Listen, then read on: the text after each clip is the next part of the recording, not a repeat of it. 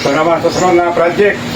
I-tiles natin ito. Kaya bakbakin natin itong ano, mga bulok na siminto na. I-clearing natin para maganda yung pagka-tiles. Para hindi ka matuklap. Ano, yung mga bulok na ano, pag-flooring, tanggalin natin. Tapos tika natin. Tapos itong mga ano, tapon ko. Tanggalin na natin. Para mapalitan ng bago. Pero natin ito.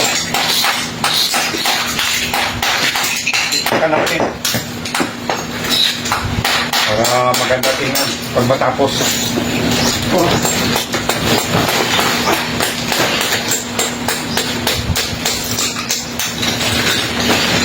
Tanggalin na natin itong mga nabakbak.